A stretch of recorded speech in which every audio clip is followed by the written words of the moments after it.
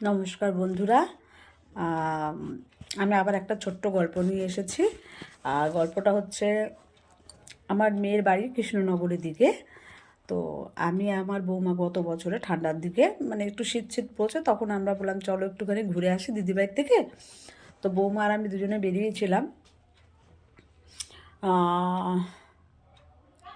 বাড়ির থেকে আমরা 2-3 নাগাদ বেরিয়েছিলাম, যেতে যেতে আমাদের প্রায় 5টা বেজে গেছে, 5টা সাড়ে 5টা।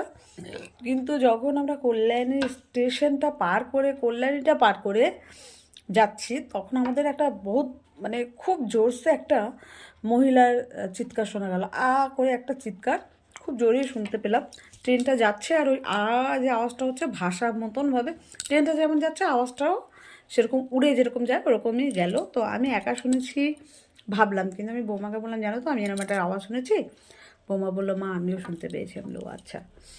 তবে অন্য কিছু হলে পরে আমরা একজনই শুনতাম, দুজন শুনতাম না, তাহলে হয়তো অ্যাক্সিডেন্ট হলেও হতে পারে, বা ওইখানে সেই সময় কিছু হচ্ছে।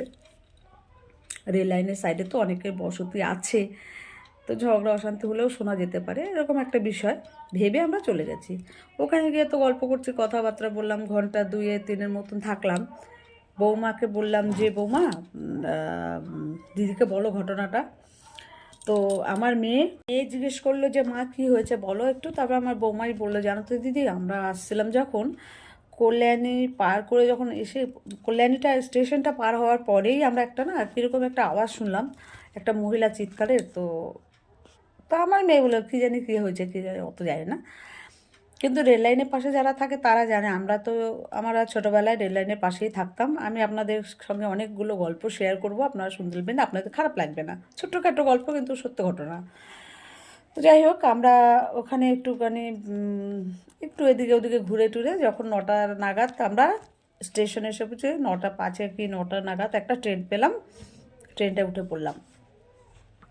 তাও প্রায় কল্যাণীর কাছে আসতে তো আরও একটু রাত হয়ে গেছে, আর শীতকালে একটু অন্ধকার, একদম বগিতে বেশি লোকজনও ছিল না, যারা শিয়ালদা আসবে তারাই ছিল।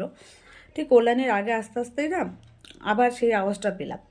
মানে এবারে দুবার যখন পেলাম, আমি আর আমার বৌমা শুনে এবারে দুজনেরই ফলো ছিল, দেখি তো যাওয়ার সময় আবার আওয়াজ পাই নাকি, মানে হয় না।